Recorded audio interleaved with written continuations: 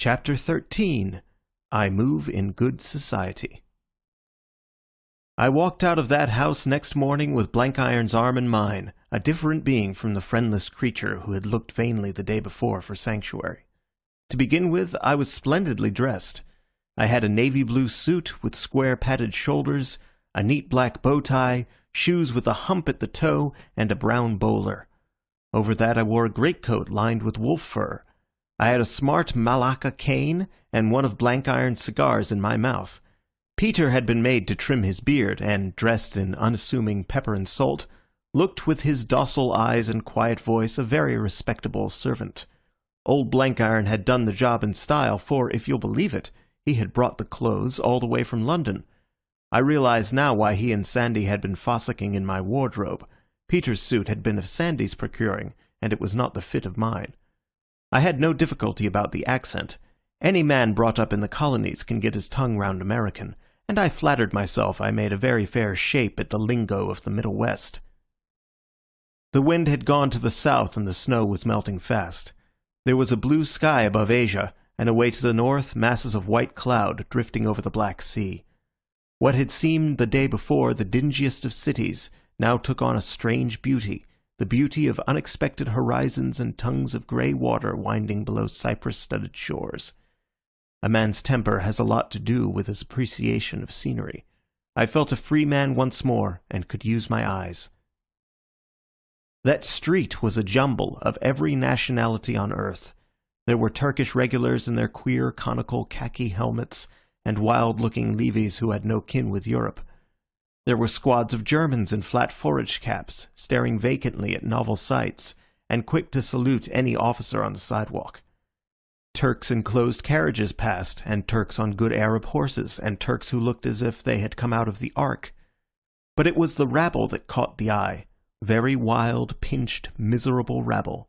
I never in my life saw such swarms of beggars, and you walked down that street to the accompaniment of entreaties for alms in all the tongues of the Tower of Babel. Blenkiron and I behaved as if we were interested tourists. We would stop and laugh at one fellow, and give a penny to a second, passing comments in high-pitched Western voices. We went into a cafe and had a cup of coffee.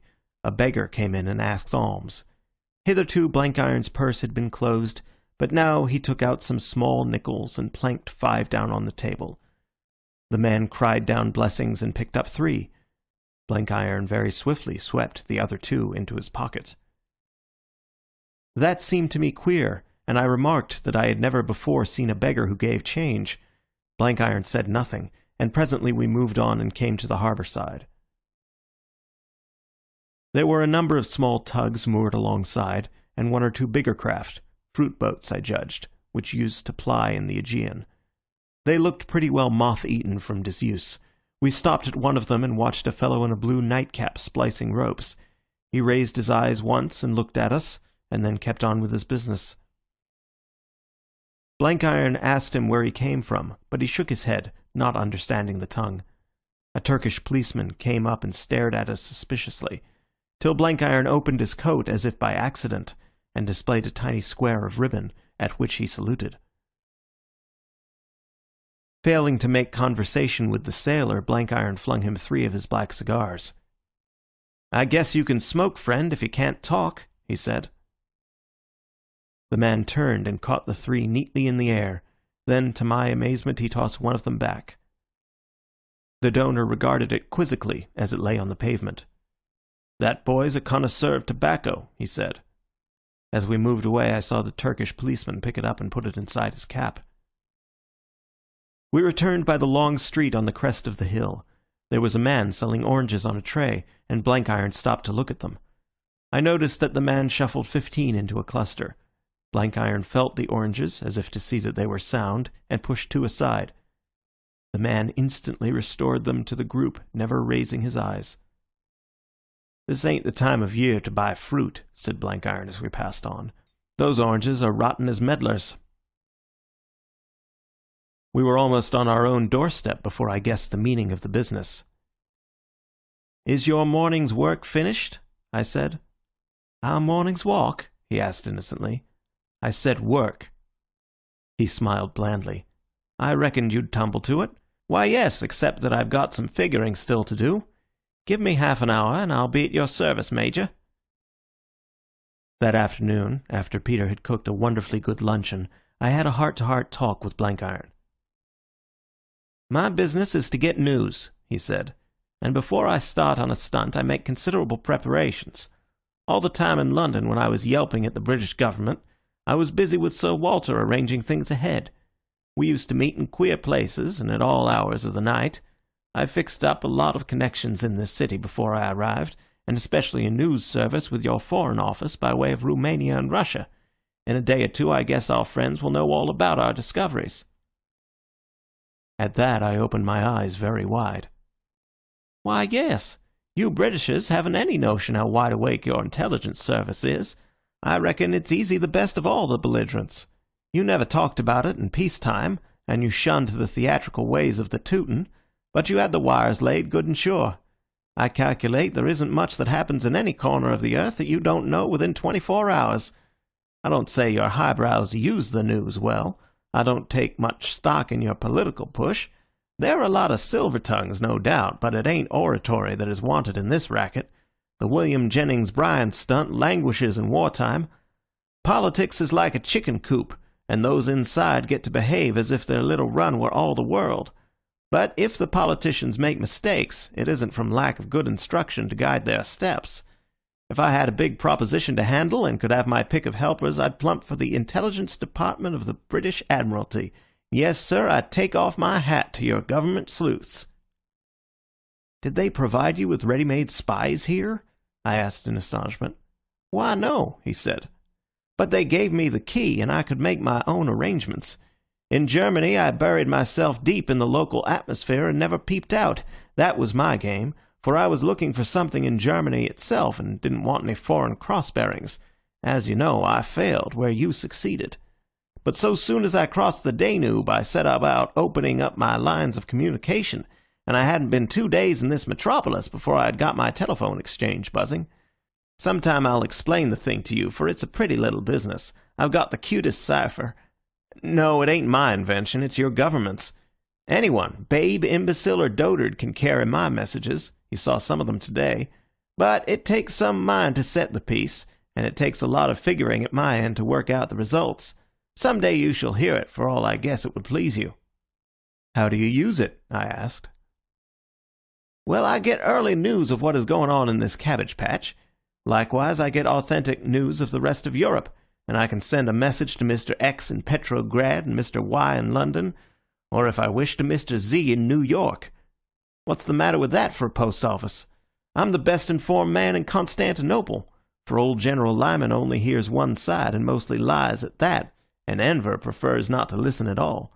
Also, I could give them points on what is happening at their very door, for our friend Sandy is a big boss in the best-run crowd of mountebanks that ever fiddled secrets out of men's hearts. Without their help, I wouldn't have cut much ice in this city." "I want you to tell me one thing, Blenkiron," I said. "I've been playing a part for the past month, and it wears my nerves to tatters. Is this job very tiring? Or if it is, I doubt I may buckle up." He looked thoughtful. "I can't call our business an absolute rest cure any time. You've got to keep your eyes skinned, and there's always the risk of the little packet of dynamite going off unexpected. But as these things go, I rate this stunt as easy. We've only got to be natural.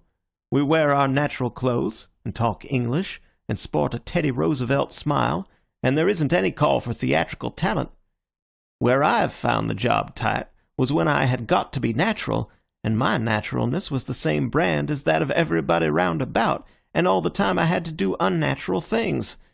It isn't easy to be going downtown to business and taking cocktails with Mr. Carl Rosenheim, and next hour being engaged trying to blow Mr. Rosenheim's friend sky high. And it isn't easy to keep up a part which is clean outside your ordinary life. I've never tried that. My line has always been to keep to my normal personality. But you have, Major, and I guess you found it wearing." "Wearing's a mild word," I said. "But I want to know another thing. It seems to me that the line you've picked is as good as could be, but it's a cast-iron line. It commits us pretty deep, and it won't be a simple job to drop it." "Why, that's just the point I was coming to," he said. "I was going to put you wise about that very thing. When I started out, I figured on some situation like this. I argued that unless I had a very clear part with a big bluff in it, I wouldn't get the confidences which I needed. We've got to be at the heart of the show, taking a real hand and not just looking on. So I settled I would be a big engineer. There was a time when there weren't many bigger in the United States than John S. Blankiron. I talked large about what might be done in Mesopotamia in the way of washing the British down the river. Well, that talk caught on. They knew of my reputation as a hydraulic expert, and they were tickled to death to rope me in. I told them I wanted a helper, and I told them about my friend Richard Hannay, as good a German as ever supped sauerkraut, who was coming through Russia and Romania as a benevolent neutral, but when he got to Constantinople would drop his neutrality and double his benevolence. They got reports on you by wire from the States. I arranged that before I left London. So you're going to be welcomed and taken to their bosoms just like John S. was. We've both got jobs we can hold down, and now you're in these pretty clothes. You're the dead ringer of the brightest kind of American engineer. But we can't go back on our tracks. If we wanted to leave for Costanza next week, they'd be very polite, but they'd never let us. We've got to go on with this adventure and nose our way down into Mesopotamia, hoping that our luck will hold. God knows how we will get out of it, but it's no good going out to meet trouble. As I observed before, I believe in an all-wise and beneficent providence, but you've got to give him a chance. I am bound to confess the prospect staggered me. We might be let in for fighting, and worse than fighting, against our own side. I wondered if it wouldn't be better to make a bolt for it, and said so. He shook his head. "I reckon not. In the first place, we haven't finished our inquiries. We've got Greenmantle located right enough, thanks to you, but we still know mighty little about that holy man. In the second place, it won't be as bad as you think. This show lacks cohesion, sir. It is not going to last forever. I calculate that before you and I strike the site of the garden that Adam and Eve frequented, there will be a queer turn of affairs.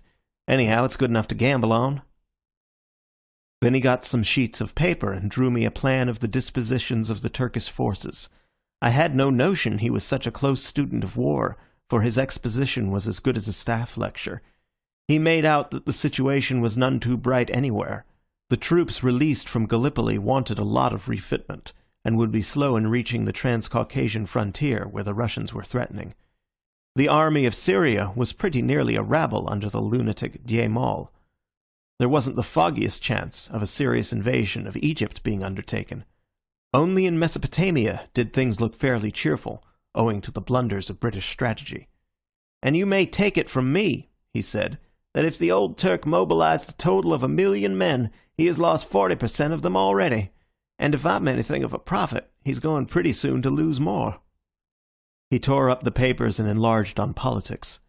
"I reckon I've got the measure of the young Turks and their precious committee. Those boys aren't any good.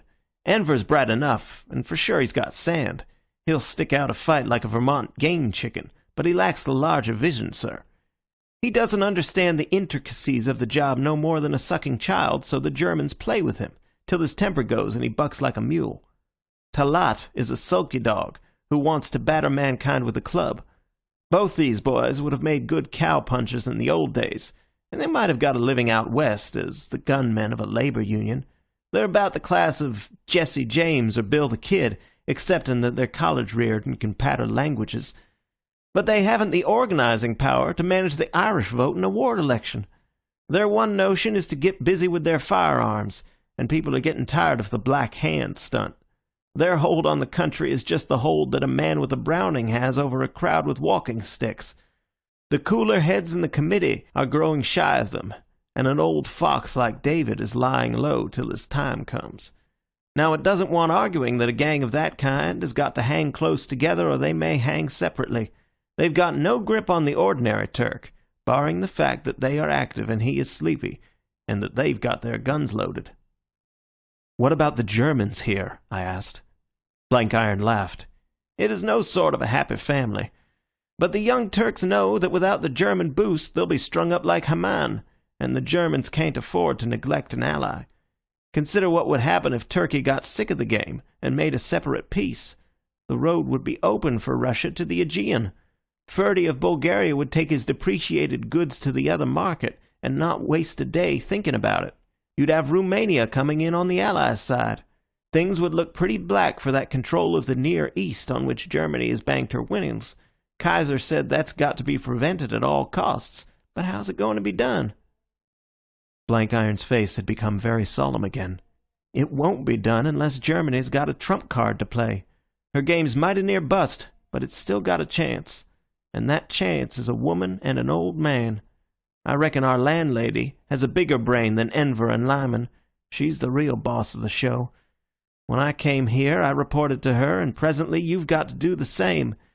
I am curious as to how she'll strike you, for I'm free to admit that she impressed me considerable." "It looks as if our job were a long way from the end," I said. "It's scarcely begun," said Blankiron. That talk did a lot to cheer my spirits, for I realized that it was the biggest of big game we were hunting this time. I'm an economical soul, and if I'm going to be hanged, I want a good stake for my neck. Then began some varied experiences. I used to wake up in the morning wondering where I should be at night, and yet quite pleased at the uncertainty. Greenmantle became a sort of myth with me. Somehow I couldn't fix any idea in my head of what he was like. The nearest I got was a picture of an old man in a turban coming out of a bottle in a cloud of smoke, which I remembered from a child's edition of the Arabian Nights. But if he was dim, the lady was dimmer. Sometimes I thought of her as a fat old German crone, sometimes as a harsh-featured woman like a schoolmistress with thin lips and eyeglasses. But I had to fit the East into the picture, so I made her young and gave her a touch of the languid Uri in a veil. I was always wanting to pump Blankiron on the subject, but he shut up like a rat trap. He was looking for bad trouble in that direction, and was disinclined to speak about it beforehand. We led a peaceful existence. Our servants were two of Sandy's lot, for Blankiron had very rightly cleared out the Turkish caretakers, and they worked like beavers under Peter's eye, till I reflected I had never been so well looked after in my life. I walked about the city with Blankiron, keeping my eyes open, and speaking very civil. The third night we were bidden to dinner at Mollendorf's, so we put on our best clothes and set out in an ancient cab. Blankiron had fetched a dress suit of mine, from which my own tailor's label had been cut and a New York one substituted. General Lyman and Metternich the ambassador had gone up the line to Nisch to meet the Kaiser, who was touring those parts, so Mollendorf was the biggest German in the city. He was a thin, foxy-faced fellow, cleverish, but monstrously vain, and he was not very popular either with the Germans or the Turks. He was polite to both of us, but I am bound to say that I got a bad fright when I entered the room, for the first man I saw was Gaudian. I doubt if he would have recognized me even in the clothes I had worn in Stumm's company, for his eyesight was wretched. As it was, I ran no risk in dress clothes with my hair brushed back and a fine American accent. I paid him high compliments as a fellow engineer, and translated part of a very technical conversation between him and Blankiron.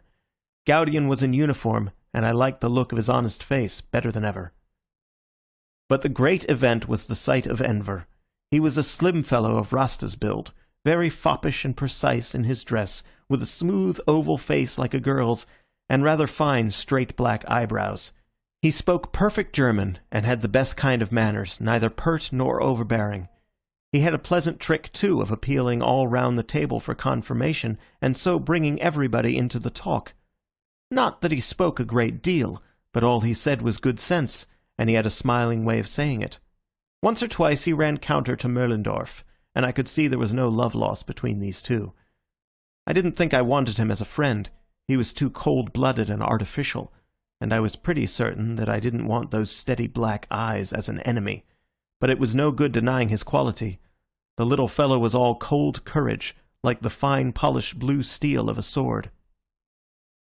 I fancy I was rather a success at that dinner. For one thing, I could speak German, and so had a pull on Blankiron. For another, I was in a good temper, and really enjoyed putting my back into my part. They talked very high-flown stuff about what they had done and were going to do, and Enver was great on Gallipoli. I remember he said that he could have destroyed the whole British army if it hadn't been for somebody's cold feet, at which Moellendorff looked daggers. They were so bitter about Britain and all her works that I gathered they were getting pretty panicky, and that made me jolly as a sandboy. I'm afraid I was not free from bitterness myself on that subject. I said things about my own country that I sometimes wake in the night and sweat to think of. Gaudian got on to the use of water power in war, and that gave me a chance. "In my country," I said, "when we want to get rid of a mountain, we wash it away. There's nothing on earth that will stand against water. Now, speaking with all respect, gentlemen, and as an absolute novice in the military art, I sometimes ask why this God-given weapon isn't more used in the present war. I haven't been to any of the fronts, but I've studied them some from maps in the newspapers. Take your German position in Flanders, where you've got the high ground. If I were a British general, I reckon I would very soon make it no sort of position." Mullendorf asked, "How?" "Why, I'd wash it away. Wash away the 14 feet of soil down to the stone. There's a heap of coal pits behind the British front where they could generate power, and I judge there's ample water supply from the rivers and canals. I'd guarantee to wash you away in 24 hours, yes, in spite of all your big guns. It beats me why the British haven't got on to this notion. They used to have some bright engineers." Enver was on the point like a knife, far quicker than Gaudian. He cross-examined me in a way that showed he knew how to approach a technical subject, though he mightn't have much technical knowledge.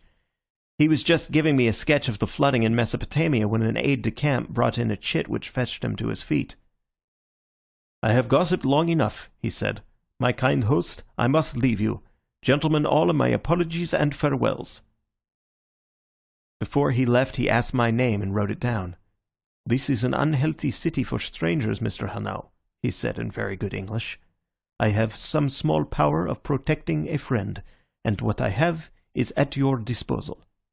This with the condescension of a king promising his favour to a subject. The little fellow amused me tremendously, and rather impressed me too. I said so to Gaudian after he had left, but that decent soul didn't agree. "I do not love him," he said. "We are allies, yes, but friends, no. He is no true son of Islam, which is a noble faith, and despises liars and boasters and betrayers of their sort." This was the verdict of one honest man on this ruler in Israel. The next night I got another from Blankiron on a greater than Enver. He had been out alone and had come back pretty late, with his face grey and drawn with pain. The food we ate, not at all bad of its kind, and the cold east wind played havoc with his dyspepsia. I can see him yet boiling milk on a spirit lamp, while Peter worked at a Primus stove to get him a hot water bottle. He was using horrid language about his inside. "My God, Major, if I were you with a sound stomach, I'd fairly conquer the world. As it is, I've got to do my work with half my mind, while the other half is dwelling in my intestines. I'm like the child in the Bible that has a fox gnawing at its vitals." He got his milk boiling and began to sip it. "I've been to see our pretty landlady," he said. "She sent for me, and I hobbled off with a grip full of plans, for she's mighty set on Mesopotamia." "Anything about Greenmantle?" I asked eagerly. "Why, no, but I have reached one conclusion. I opine that the hapless prophet has no sort of time with that lady. I opine that he will soon wish himself in paradise. For if Almighty God ever created a female devil, it's Madame von Einem." He sipped a little more milk with a grave face. "This isn't my duodenal dyspepsia, Major. It's the verdict of a ripe experience, for I have a cool and penetrating judgment, even if I've a deranged stomach. And I give it as my considered conclusion that that woman's mad and bad, but principally bad." Chapter 14. The Lady of the Mantilla. Since that first night I had never clapped eyes on Sandy. He had gone clean out of the world, and Blankiron and I waited anxiously for a word of news. Our own business was in good trim, for we were presently going east towards Mesopotamia, but unless we learned more about Greenmantle, our journey would be a grotesque failure. And learn about Greenmantle we could not, for nobody by word or deed suggested his existence, and it was impossible, of course, for us to ask questions. Our only hope was Sandy, for what we wanted to know was the prophet's whereabouts and his plans. I suggested to Blankiron that we might do more to cultivate Frau von Einem, but he shut his jaw like a rat trap.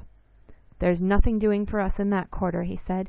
"That's the most dangerous woman on earth, and if she got any kind of notion that we were wise about her pet schemes, I reckon you and I would very soon be in the Bosphorus." Well, this was all very well, but what was going to happen if the two of us were bundled off to Baghdad with instructions to wash away the British? Our time was getting pretty short, and I doubted if we could spin out more than 3 days more in Constantinople. I felt just as if I had felt with Stum that last night when I was about to be packed off to Cairo and saw no way of avoiding it. Even Blankiron was getting anxious. He played patience incessantly and was disinclined to talk. I tried to find out something from the servants, but they either knew nothing or wouldn't speak. The former, I think. I kept my eyes lifting, too, as I walked about the streets, but there was no sign anywhere of the skin coats or the weird stringed instruments. The whole company of the Rosy Hours seemed to have melted into the air, and I began to wonder if they had ever existed. Anxiety made me restless, and restlessness made me want exercise. It was no good walking about the city. The weather had become foul again, and I was sick of the smells and the squalor and the flea-bitten crowds. So Blankiron and I got horses, Turkish cavalry mounts with heads like trees, and went out through the suburbs into the open country. It was a grey, drizzling afternoon, with the beginnings of a sea fog which hid the Asiatic shores of the straits. It wasn't easy to find open ground for a gallop, for there were endless small patches of cultivation and the gardens of country houses. We kept on the high land above the sea, and when we reached a bit of downland, came on squads of Turkish soldiers digging trenches. Whenever we let the horses go, we had to pull up sharp for a digging party or a stretch of barbed wire. Coils of the beastly thing were lying loose everywhere, and Blankiron nearly took a nasty toss over one. Then we were always being stopped by sentries and having to show our passes. Still, the ride did us good and shook up our livers, and by the time we turned for home, I was feeling more like a white man. We jogged back in the short winter twilight, past the wooded grounds of white villas, held up every few minutes by transport wagons and companies of soldiers. The rain had come on in real earnest, and it was 2 very bedraggled horsemen that crawled along the muddy lanes. As we passed one villa, shut in by a high white wall, a pleasant smell of wood smoke was wafted towards us, which made me sick for the burning veld. My ear, too, caught the twanging of a zither, which somehow reminded me of the afternoon in Capras's garden house. I pulled up and proposed to investigate, but Blankiron very testily declined. "Zithers are as common here as fleas," he said. "You don't want to be fossicking around somebody's stables and find a horseboy entertaining his friends. They don't like visitors in this country, and you'll be asking for trouble if you go inside those walls. I guess it's some old buzzard's harem." Buzzard was his own private peculiar name for the Turk, for he said he had as a boy a natural history book with a picture of a bird called the turkey buzzard, and couldn't get out of the habit of applying it to the Ottoman people. I wasn't convinced, so I tried to mark down the place. It seemed to be about 3 miles out from the city, at the end of a steep lane on the inland side of the hill coming from the Bosphorus. I fancied somebody of distinction lived there, for a little farther on we met a big empty motor car snorting its way up, and I had a notion that the car belonged to the walled villa. Next day Blankiron was in grievous trouble with his dyspepsia. About midday he was compelled to lie down, and having nothing better to do, I had out the horses again and took Peter with me. It was funny to see Peter in a Turkish army saddle, riding with the long Boer stirrup and the slouch of the backveld. That afternoon was unfortunate from the start.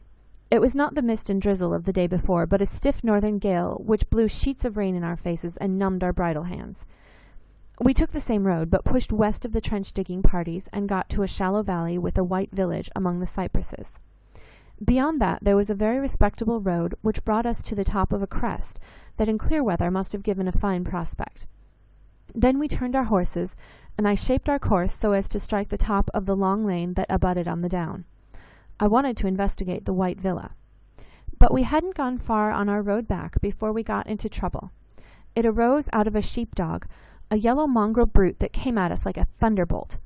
It took a special fancy to Peter and bit savagely at his horse's heels and sent it capering off the road.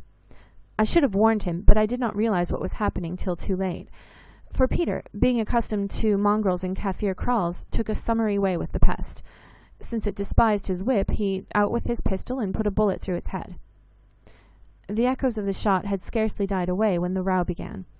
A big fellow appeared, running towards us, shouting wildly. I guessed he was the dog's owner, and proposed to pay no attention, but his cry summoned 2 other fellows, soldiers by the look of them, who closed in on us, unslinging their rifles as they ran. My first idea was to show them our heels, but I had no desire to be shot in the back, and they looked like men who wouldn't stop short of shooting. So we slowed down and faced them. They made as savage-looking a trio as you would want to avoid. The shepherd looked as if he had been dug up, a dirty ruffian with matted hair and a beard like a bird's nest. The 2 soldiers stood staring with sullen faces, fingering their guns, while the other chap raved and stormed and kept pointing at Peter, whose mild eyes stared unwinkingly at his assailant. The mischief was that neither of us had a word of Turkish. I tried German, but it had no effect. We sat looking at them, and they stood storming at us, and it was fast getting dark. Once I turned my horse round as if to proceed, and the 2 soldiers jumped in front of me. They jabbered among themselves, and then one said very slowly, "He want pounds," and he held up 5 fingers. They evidently saw by the cut of our jib that we weren't Germans. "I'll be hanged if he gets a penny," I said angrily, and the conversation languished. The situation was getting serious, so I spoke a word to Peter. The soldiers had their rifles loose in their hands, and before they could lift them we had the pair covered with our pistols. "If you move," I said, "you are dead." They understood that all right, and stood stock still, while the shepherd stopped his raving and took to muttering like a gramophone when the record is finished. "Drop your guns," I said sharply. "Quick, or we shoot." The tone, if not the words, conveyed my meaning. Still staring at us, they let the rifles slide to the ground. The next second we had forced our horses on the top of them, and the 3 were off like rabbits. I sent a shot over their heads to encourage them. Peter dismounted and tossed the guns into a bit of scrub where they would take some finding. This hold-up had wasted time. By now it was getting very dark, and we hadn't ridden a mile before it was black night. It was an annoying predicament, for I had completely lost my bearings, and at the best I had only a foggy notion of the lie of the land. The best plan seemed to be to try and get to the top of a rise, in the hope of seeing the lights of the city, but all the countryside was so pockety that it was hard to strike the right kind of rise. We had to trust to Peter's instinct. I asked him where our line lay, and he sat very still for a minute, sniffing the air. Then he pointed the direction. It wasn't what I would have taken myself, but on a point like that he was pretty near infallible. Presently we came to a long slope, which cheered me, but at the top there was no light visible anywhere, only a black void like the inside of a shell. As I stared into the gloom, it seemed to me that there were patches of deeper darkness that might be woods. "There is a house half left in front of us," said Peter. I peered till my eyes ached and saw nothing. "Well, for heaven's sake, guide me to it," I said, and with Peter in front we set off down the hill. It was a wild journey, for darkness clung as close to us as a vest. Twice we stepped into patches of bog, and once my horse saved himself by a hair from going head forward into a gravel pit. We got tangled up in strands of wire, and often found ourselves rubbing our noses against tree trunks. Several times I had to get down and make a gap in barricades of loose stones. But after a ridiculous amount of slipping and stumbling, we finally struck what seemed the level of the road, and a piece of special darkness in front, which turned out to be a high wall. I argued that all mortal walls had doors, so we set to groping along it, and presently found a gap. There was an old iron gate on broken hinges, which we easily pushed open, and found ourselves on a black path to some house. It was clearly disused, for masses of rotting leaves covered it, and by the feel of it underfoot it was grass-grown. We dismounted now, leading our horses, and after about 50 yards the path ceased and came out on a well-made carriage drive. So at least we guessed, for the place was as black as pitch. Evidently the house couldn't be far off, but in which direction I hadn't a notion. Now, I didn't want to be paying calls on any Turk at that time of day.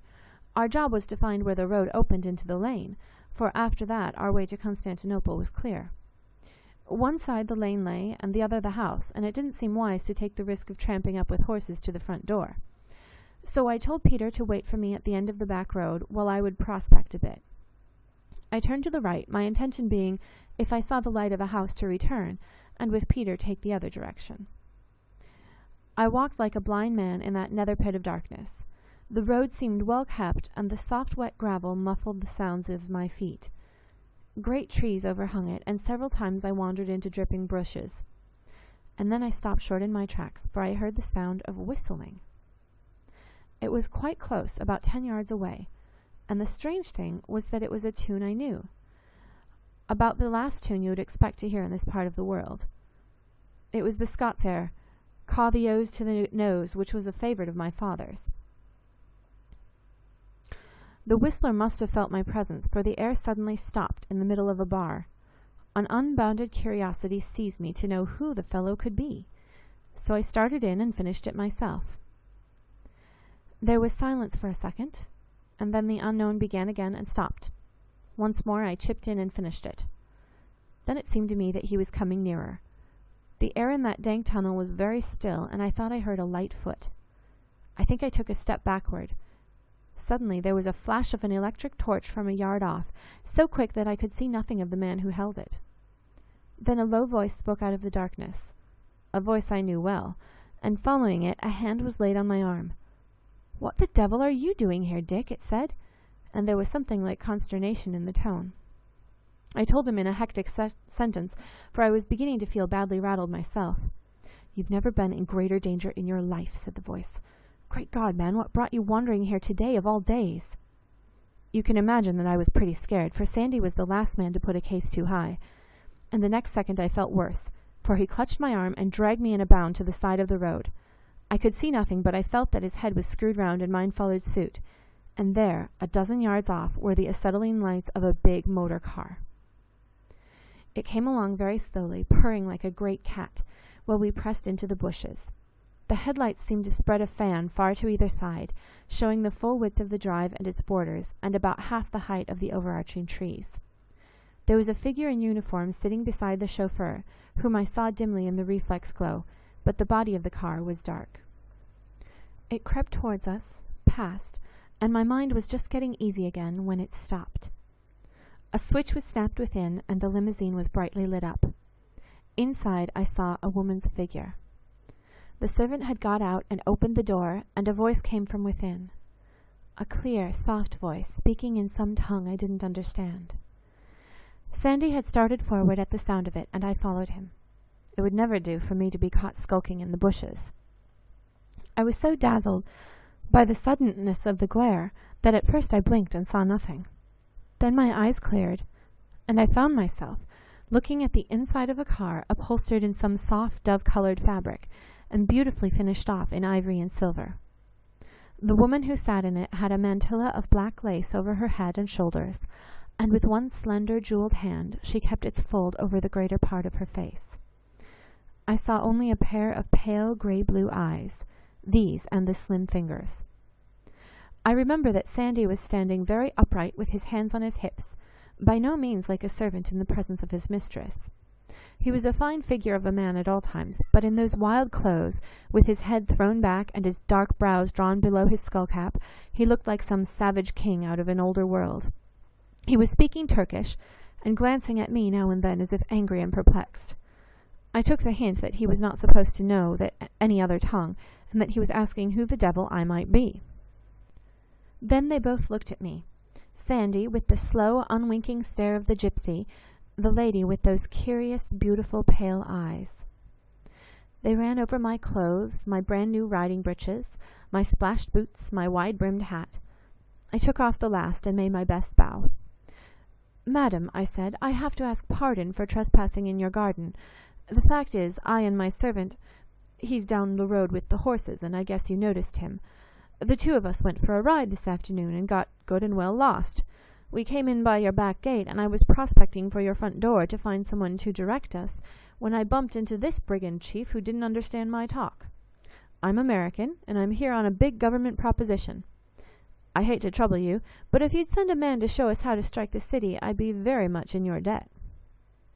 Her eyes never left my face. "Will you come into the car?" she said in English. "At the house I will give you a servant to direct you." She drew in the skirts of her fur cloak to make room for me, and in my muddy boots and sopping clothes I took the seat she pointed out. She said a word in Turkish to Sandy, switched off the light, and the car moved on. Women had never come much in my way, and I knew about as much of their ways as I knew about the Chinese language. All my life I had lived with men only, and rather a rough crowd at that. When I had made my pile and came home, I looked to see a little society, but I had first the business of the Black Stone on my hands, and then the war, so my education languished. I had never been in a motor car with a lady before, and I felt like a fish on a dry sandbank.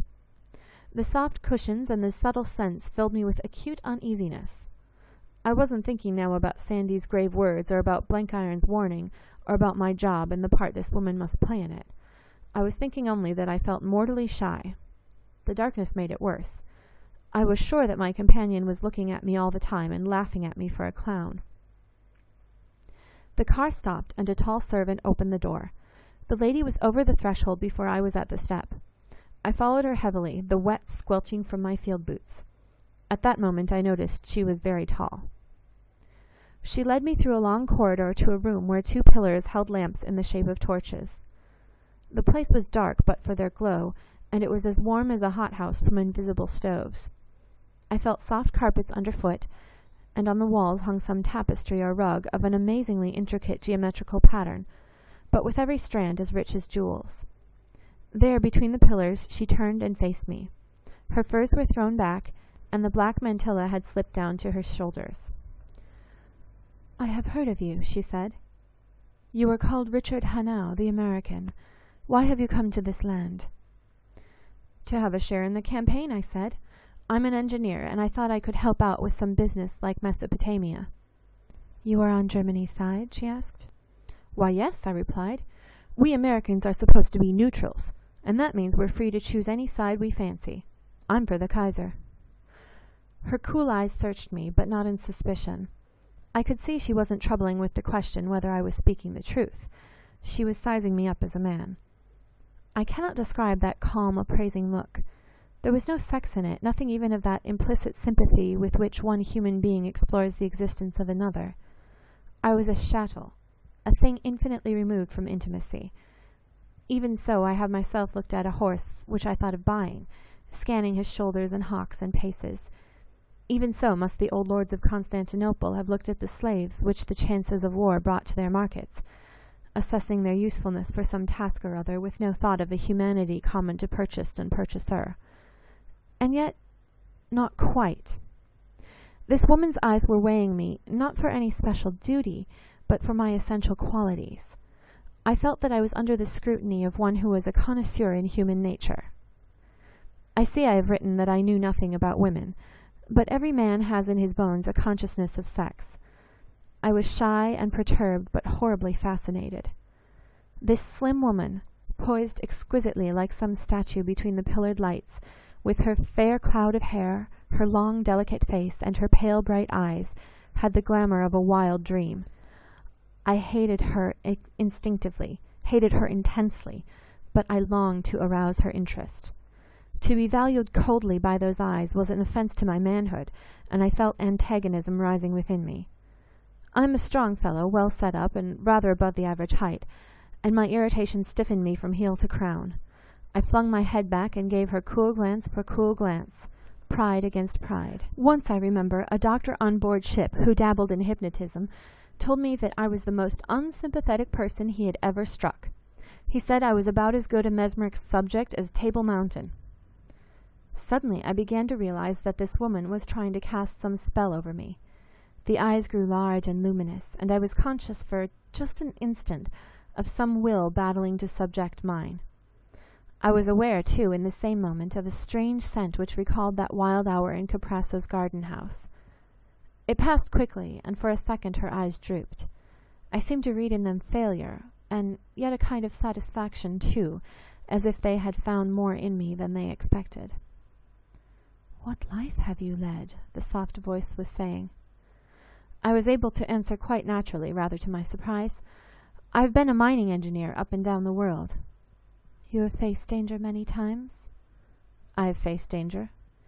"You have fought with men in battles?" "I have fought in battles." Her bosom rose and fell in a kind of sigh. A smile, a very beautiful thing, flitted over her face. She gave me her hand. "The horses are at the door now," she said, "and your servant is with them. One of my people will guide you to the city." She turned away and passed out of the circle of light into the darkness beyond. Peter and I jogged home in the rain with one of Sandy's skin-clad companions loping at our side. We did not speak a word, for my thoughts were running like hounds on the track of the past hours. I had seen the mysterious Hilda von Einem, and had spoken to her, and had held her hand. She had insulted me with the subtlest of insults, and yet I was not angry. Suddenly the game I was playing became invested with a tremendous solemnity. My old antagonists, Sturm and Rasta and the whole German Empire, seemed to shrink into the background, leaving only the slim woman with her inscrutable smile and devouring eyes. Mad and bad, Blenkiron had called her, but principally bad. I did not think they were the proper terms, for they belonged to the narrow world of our common experience. This was something beyond and above it, as a cyclone or an earthquake is outside the decent routine of nature. Mad and bad she might be, but she was also great. Before we arrived, our guide had plucked my knee and spoken some words which he had obviously got by heart. "The master says," ran the message, "expect him at midnight." Chapter 15. An Embarrassed Toilet. I was soaked to the bone, and while Peter set off to look for dinner, I went to my room to change. I had a rub-down and then got into pajamas for some dumbbell exercises with 2 chairs, for that long wet ride had stiffened my arm and shoulder muscles. They were a vulgar suit of primitive blue, which Blenkiron had looted from my London wardrobe. As Cornelius Brandt, I had sported a flannel nightgown. My bedroom opened off the sitting room, and while I was busy with my gymnastics, I heard the door open. I thought at first it was Blenkiron, but the briskness of the tread was unlike his measured gait. I had left the light burning there, and the visitor, whoever he was, had made himself at home. I slipped on a green dressing-gown Blenkiron had lent me, and sallied forth to investigate. My friend Rasta was standing by the table, on which he had laid an envelope. He looked round at my entrance and saluted. "I come from the Minister of War, sir," he said, "and bring you the passports for tomorrow. You will travel by—" and then his voice trailed away, and his black eyes narrowed to slits. He had seen something which switched him off the metals. At that moment I saw it too. There was a mirror on the wall behind him, and as I faced him I could not help seeing my reflection. It was the exact image of the engineer on the Danube boat, blue jeans, loden coat, and all. The accursed mischance of my costume had given him the clue to an identity which was otherwise buried deep in the Bosporus. I am bound to say for Rasta that he was a man of quick action. In a trice he had whipped round to the other side of the table between me and the door, where he stood regarding me wickedly. By this time I was at the table, and stretched out a hand for the envelope. My one hope was nonchalance. "Sit down, sir," I said, "and have a drink. It's a filthy night to move about in." "Thank you, no, Herr Brandt," he said. "You may burn these passports, for they will not be used." "Whatever's the matter with you?" I cried. "You've mistaken the house, my lad. I'm called Hannay, Richard Hannay, and my partner's Mr. John S. Blenkiron. He'll be here presently. Never knew anyone of the name of Brandt, barring a tobacconist in Denver City." "You've never been to Rustchuk," he said with a sneer. "Not that I know of, but pardon me, sir, if I may ask your name and your business here. I'm darned if I'm accustomed to be called by Dutch names or have my word doubted. In my country we consider that impolite as between gentlemen." I could see that my bluff was having its effect. His stare began to waver, and when he next spoke it was in a more civil tone. "I will ask pardon if I'm mistaken, sir, but you're the image of a man who a week ago was at Rustchuk, a man much wanted by the Imperial Government." "A week ago I was tossing in a dirty little hooker coming from Constanza. Unless Rustchuk's in the middle of the Black Sea, I've never visited the township. I guess you're barking up the wrong tree. Come to think of it, I was expecting passports. Say, do you come from Enver Damad?" "I have that honour," he said. "Well, Enver's a very good friend of mine. He's the brightest citizen I've struck this side of the Atlantic." The man was calming down, and in another minute his suspicions would have been gone. But at that moment, by the crookedest kind of luck, Peter entered with a tray of dishes. He did not notice Rasta, and walked straight to the table and plumped down his burden on it. The Turk had stepped aside at his entrance, and I saw by the look in his eyes that his suspicions had become a certainty. For Peter, stripped to shirt and breeches, was the identical shabby little companion of the Rustchuk meeting. I never doubted Rasta's pluck. He jumped for the door and had a pistol out in a trice, pointed at my head. "Bonne fortune!" he cried. "Both the birds at one shot!" His hand was on the latch, and his mouth was open to cry. I guessed there was an orderly waiting on the stairs. He had what you call the strategic advantage, for he was at the door while I was at the other end of the table, and Peter at the side of it at least 2 yards from him. The road was clear before him, and neither of us was armed. I made a despairing step forward, not knowing what I meant to do, for I saw no light, but Peter was before me. He had never let go of the tray, and now, as a boy skims a stone on a pond, he skimmed it with its contents at Rasta's head.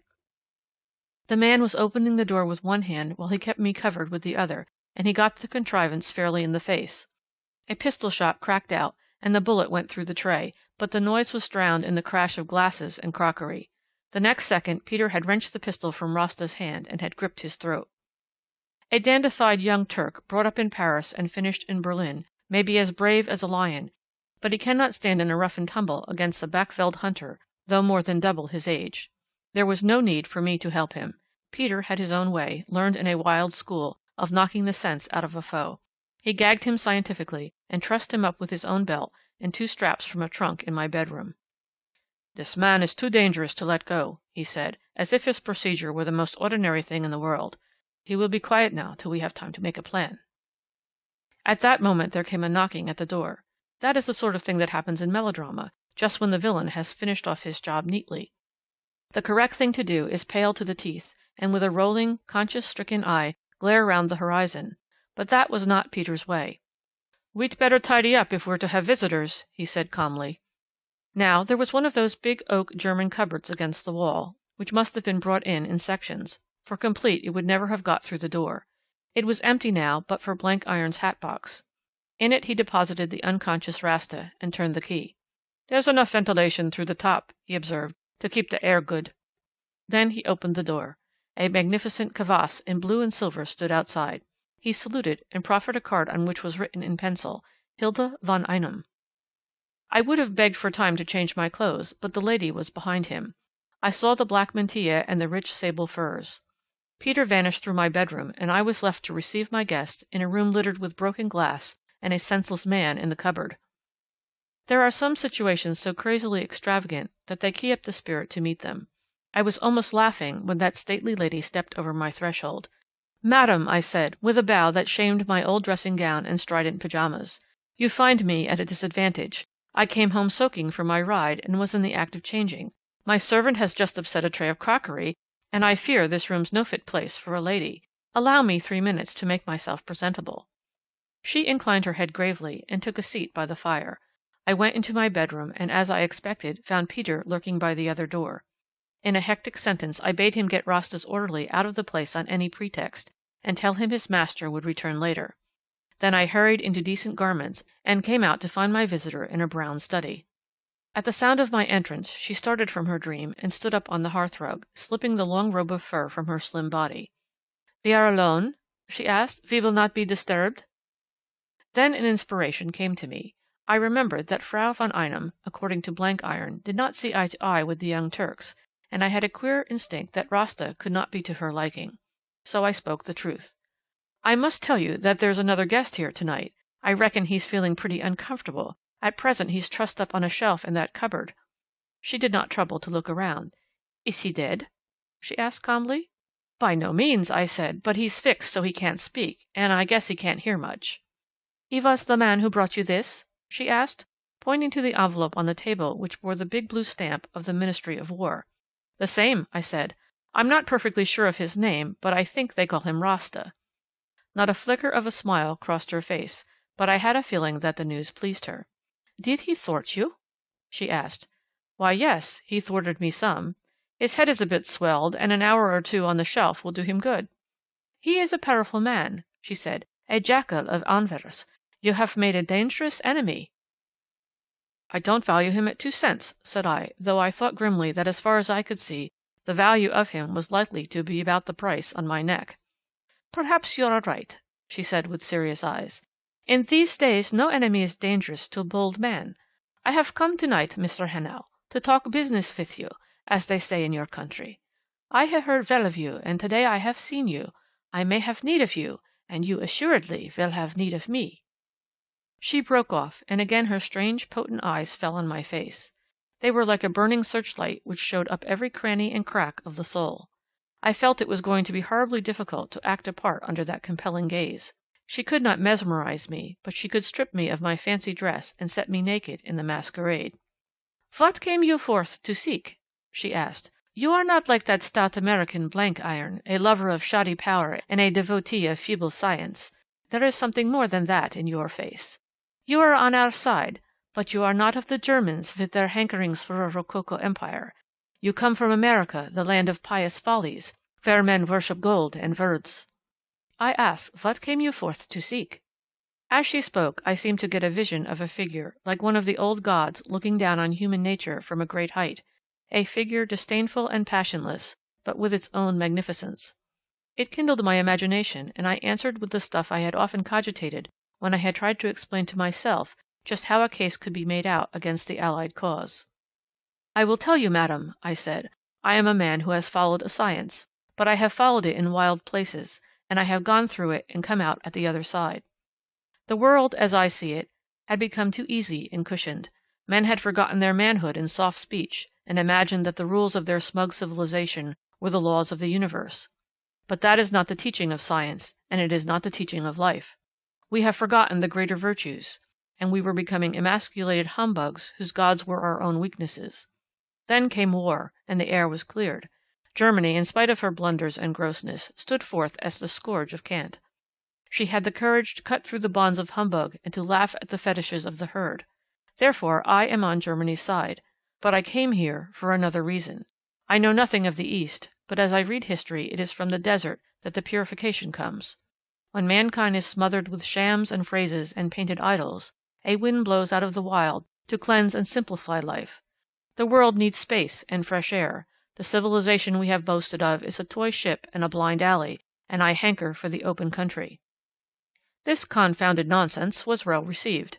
Her pale eyes had the cold light of the fanatic. With her bright hair and the long, exquisite oval of her face, she looked like some destroying fury of a Norse legend. At that moment I think I first really feared her. Before I had half hated and half admired. Thank heaven, in her absorption, she did not notice that I had forgotten the speech of Cleveland, Ohio. "You are the household of faith," she said. "You will presently learn many things, for the faith marches to victory. Meanwhile I have one word for you. You and your companion travel eastward." "We go to Mesopotamia," I said. "I reckon these are our passports," and I pointed to the envelope. She picked it up, opened it, and then tore it in pieces and tossed it in the fire. "The orders are countermanded," she said. "I have need of you, and you go with me. Not to the flats of the Tigris, but to the great hills. Tomorrow you will receive new passports." She gave me her hand and turned to go.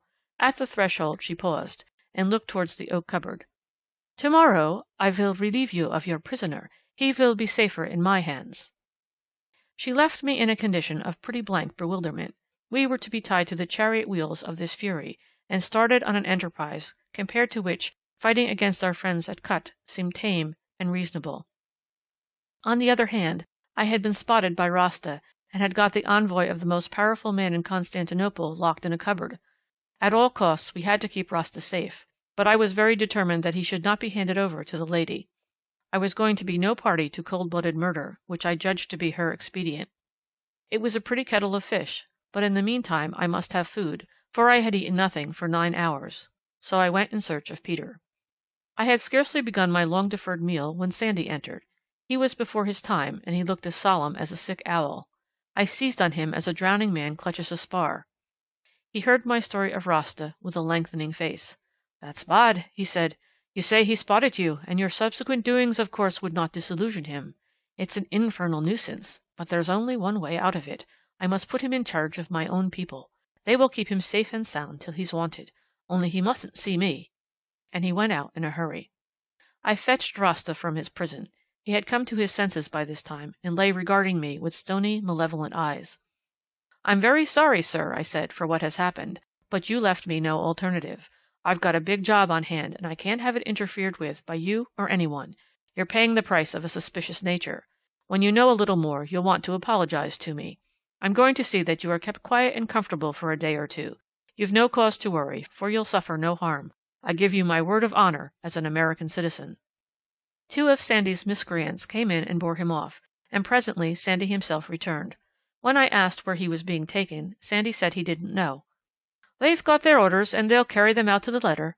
There's a big unknown area in Constantinople to hide a man, into which the cavalier never enter." Then he flung himself into a chair and lit his old pipe. "Dick," he said, "this job is getting very difficult and very dark, but my knowledge has grown in the last few days.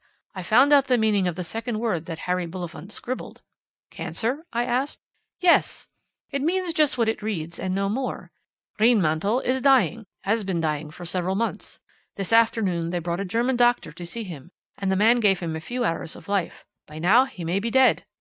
This news was a staggerer. For a moment I thought it cleared up things.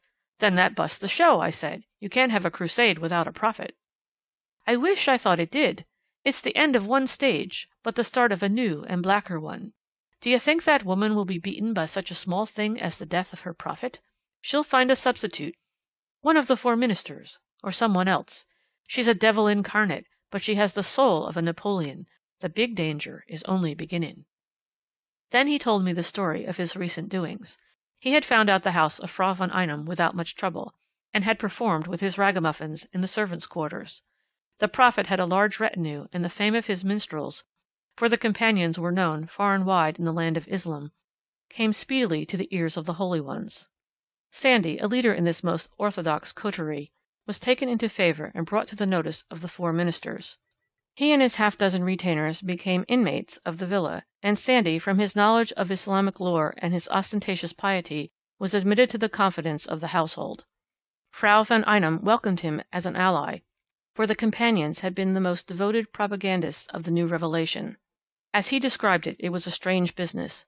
Greenmantle was dying, and often in great pain, but he struggled to meet the demands of his protectress.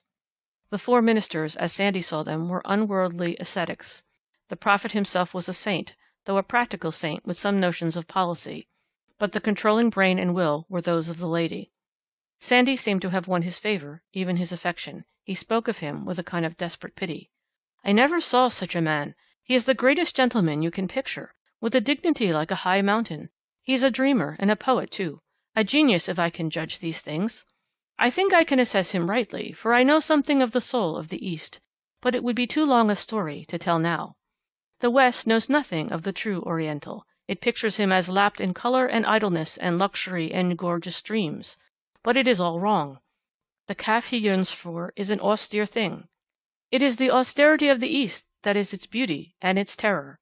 It always wants the same things at the back of its head. The Turk and the Arab came out of big spaces, and they have the desire of them in their bones. They settle down and stagnate, and by they degenerate into that appalling subtlety which is their ruling passion gone crooked. And then comes a new revelation and a great simplifying. They want to live face to face with God without a screen of ritual and images and priestcraft. They want to prune life of its foolish fringes and get back to the noble bareness of the desert. Remember, it is always the empty desert and the empty sky that cast their spell over them. These and the hot, strong, antiseptic sunlight which burns up all rot and decay. It isn't inhuman. It's the humanity of one part of the human race. It isn't ours. It isn't as good as ours, but it's jolly good all the same. There are times when it grips me so hard that I'm inclined to forswear the gods of my fathers. Well, Greenmantle is the prophet of this great simplicity. He speaks straight to the heart of Islam, and it's an honourable message. But for our sins it's been twisted into part of that damned German propaganda. His unworldliness has been used for a cunning political move, and his creed of space and simplicity for the furtherance of the last word in human degeneracy. My God, Dick, it's like seeing St. Francis run by Messalina. The woman has been here tonight, I said. She asked me what I stood for, and I invented some infernal nonsense which she approved of. But I can see one thing. She and her prophet may run for different stakes, but it's the same course.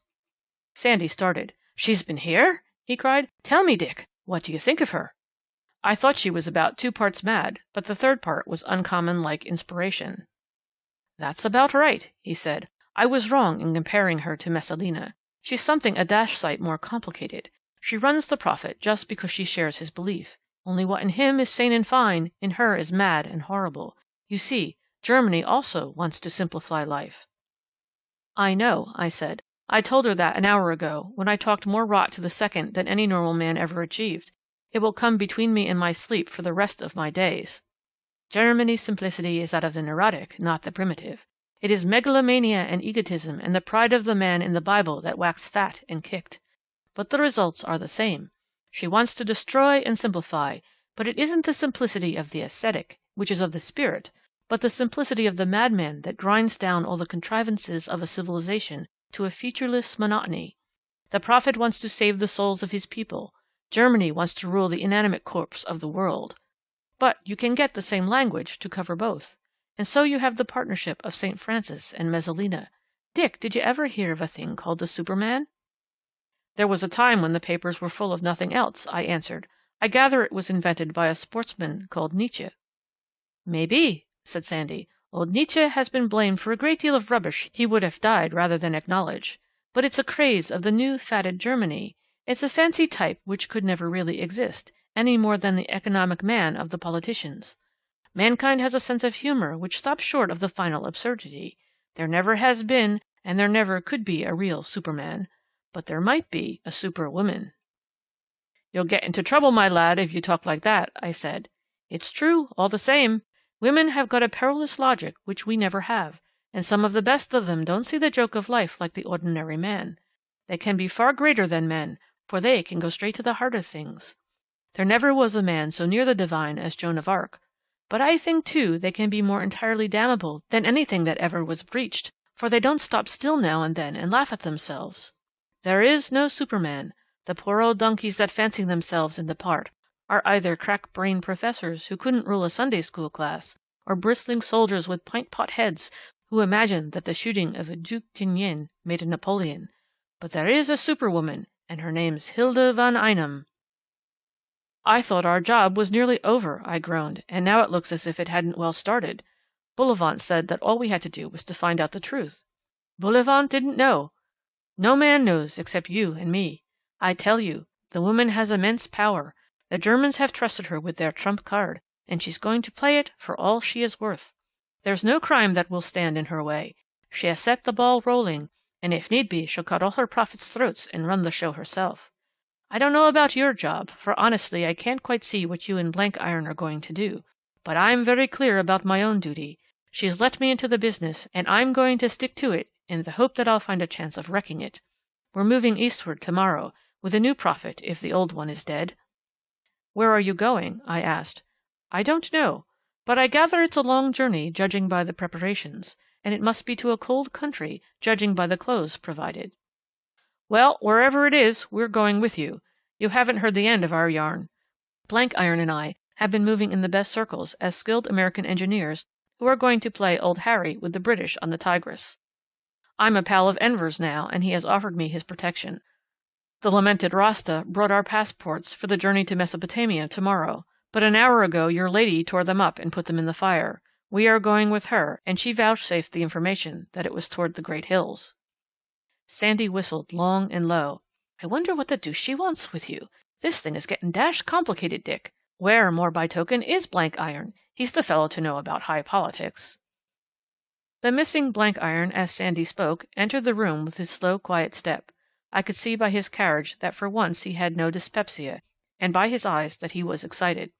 Say, boys, he said, I've got something pretty considerable in the way of news. There's been big fighting on the eastern border, and the buzzards have taken a bad knock. His hands were full of papers, from which he selected a map and spread it on the table. They keep mum about this thing in the capital, but I've been piecing the story together these last days, and I think I've got it straight. A fortnight ago, old man Nicholas descended from his mountains and scuppered his enemies there, at Cuprecu, where the main road eastward crosses the Araxes. That was only the beginning of the stunt, for he pressed on a broad front, and a gentleman called Kiamil, who commands in those parts, was not up to the job of holding him. The buzzards were shepherded in from north and east and south, and now the Muscovite is sitting down outside the forts of Erzurum. I can tell you they're pretty miserable about the situation in the highest quarters. Enver is sweating blood to get fresh divisions to Erzurum from Gallipoli, but it's a long road, and it looks as if they would be too late for the fair. You and I, Major, start for Mesopotamia tomorrow, and that's about the meanest bit of bad luck that ever happened to John S. We're missing the chance of seeing the goriest fight of this campaign. I picked up the map and pocketed it. Maps were my business, and I had been looking for one. We are not going to Mesopotamia, I said. Our orders have been cancelled. But I've just seen Enver, and he said he had sent round our passports. "They're in the fire," I said. "The right ones will come along tomorrow morning." Sandy broke in, his eyes bright with excitement. "The great hills! We're going to Erzurum! Don't you see that the Germans are playing their big card? They're sending Greenmantle to the point of danger in the hope that his coming will rally the Turkish defence. Things are beginning to move, Dick, old man. No more kick in the heels for us. We're going to be in it up to the neck, and heaven help the best man. I must be off now, for I've got a lot to do. Au revoir. We meet some time in the hills." Blenkiron still looked puzzled till I told him the story of that night's doings. As he listened, all the satisfaction went out of his face, and that funny, childish air of bewilderment crept in. "It's not for me to complain, for it's in the straight line of our duty. But I reckon there's going to be big trouble ahead of this caravan. It's kismet, and we've got to bow. But I won't pretend that I'm not considerable scared at the prospect." "Oh, so am I," said. "The woman frightens me into fits. We're up against it this time, all right. All the same, I'm glad we're to be let into the real star metropolitan performance. I didn't relish the idea of touring the provinces." "I guess that's correct. But I could wish that the good Lord would see fit to take that lovely lady to himself. She's too much for a quiet man at my time of life. When she invites us to go in on the ground floor, I feel like taking the elevator to the roof garden." Chapter 16. The Battered Caravanserai. 2 days later, in the evening, we came to Angora, the first stage in our journey. The passports had arrived next morning, as Frau von Einem had promised, and with them a plan of our journey. Moore, one of the companions, who spoke a little English, was detailed to accompany us, a wise precaution, for no one of us had a word of Turkish. These were the sum of our instructions. I heard nothing more of Sandy or Greenmantle or the lady.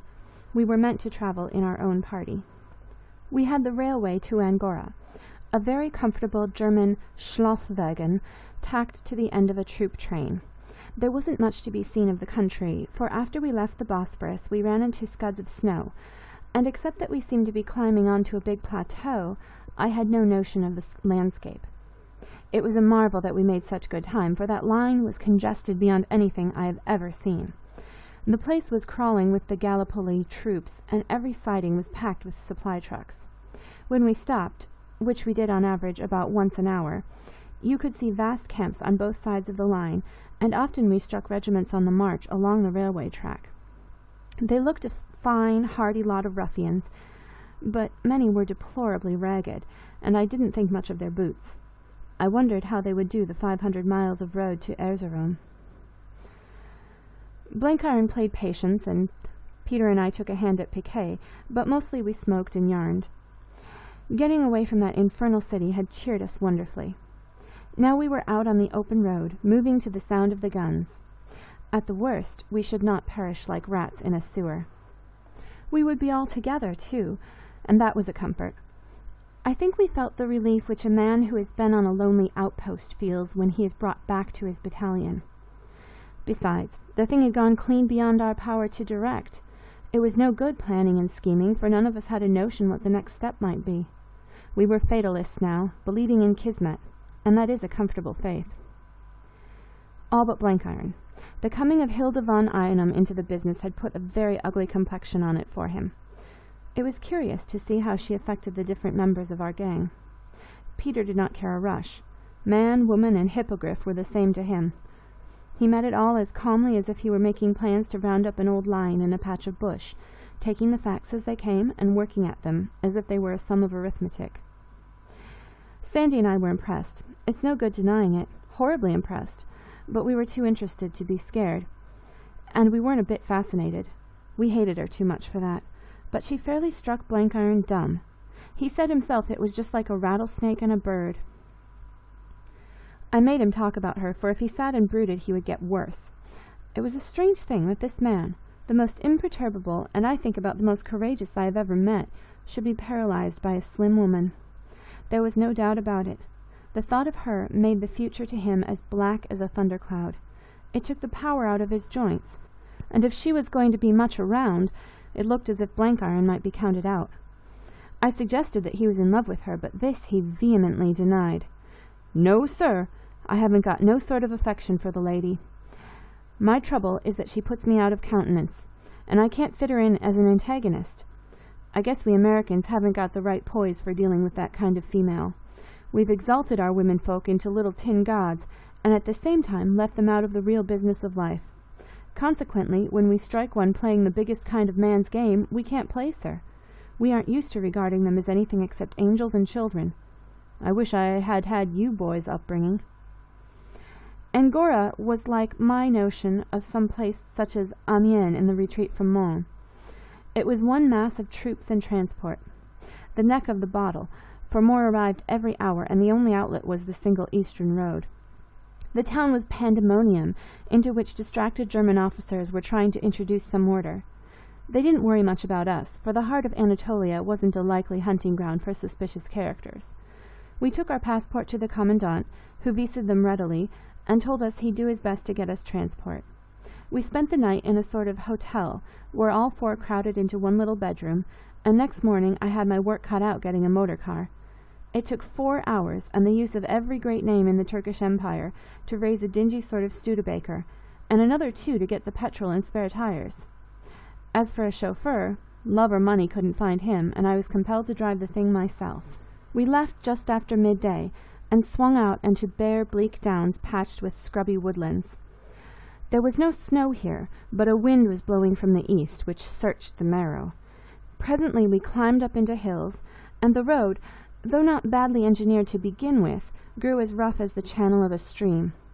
No wonder, for the traffic was like what one saw on that awful stretch between Kassel and Ypres, and there were no gangs of Belgian road-makers to mend it up. We found troops by the thousands, striding along with their impassive Turkish faces, ox convoys, mule convoys, wagons drawn by sturdy little Anatolian horses, and, coming in the contrary direction, many shabby Red Crescent cars and wagons of the wounded. We had to crawl for hours on end, till we got past a block. Just before the darkening, we seemed to outstrip the first press, and had a clear run for about 10 miles over a low pass in the hills. I began to get anxious about the car, for it was a poor one at the best, and the road was guaranteed sooner or later to knock even a Rolls-Royce into scrap iron. All the same, it was glorious to be out in the open again. Peter's face wore a new look, and he sniffed the bitter air like a stag. There floated up from little wayside camps the odor of wood smoke and dung fires. That, and the curious, acrid winter smell of great wind-blown spaces, will always come to my memory as I think of that day. Every hour brought me peace of mind and resolution.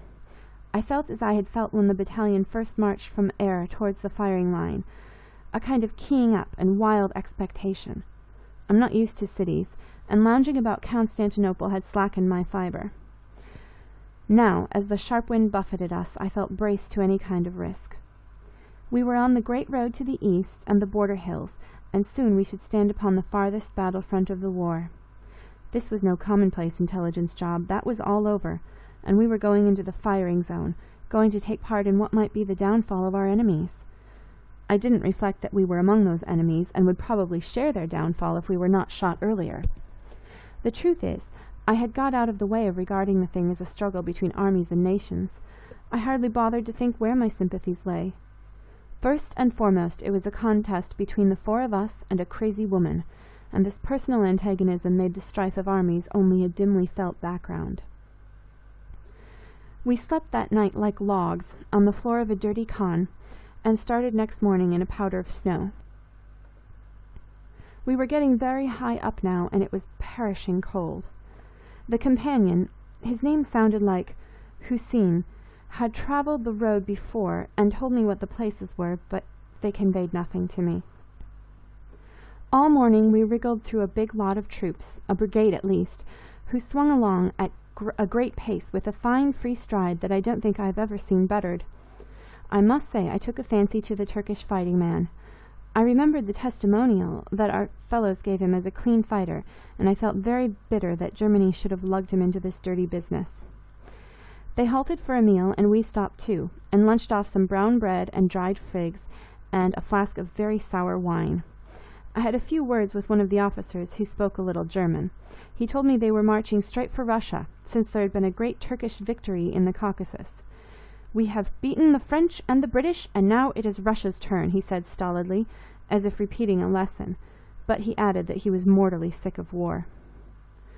In the afternoon we cleared the column and had an open road for some hours. The land now had a tilt eastward, as if we were moving towards the valley of a great river. Soon we began to meet little parties of men coming from the east with a new look in their faces.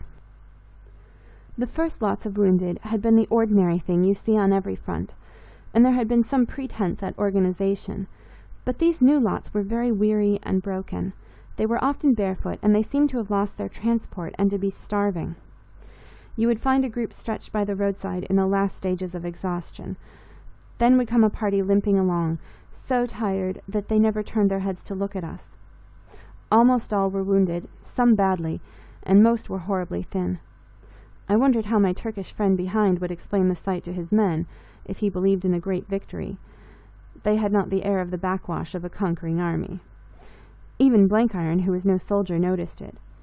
"These boys look mighty bad," he observed. "We've got to hustle, Major, if we're going to get seats for the last act." That was my own feeling. The sight made me mad to get on faster, for I saw that big things were happening in the east. I had reckoned that 4 days would take us from Angora to Erzurum, but here it was the second nearly over, and we were not yet a third of the way. I pressed on recklessly, and that hurry was our undoing. I have said that the Studebaker was a rotten old car. Its steering gear was pretty dicky, and the bad surface and continual hairpin bends of the road didn't improve it. Soon we came into snow lying fairly deep, frozen hard and rutted by the big transport wagons. We bumped and bounced horribly and were shaken about like peas in a bladder. I began to be acutely anxious about the old bone shaker, the more as we seemed a long way short of the village I had proposed to spend the night in.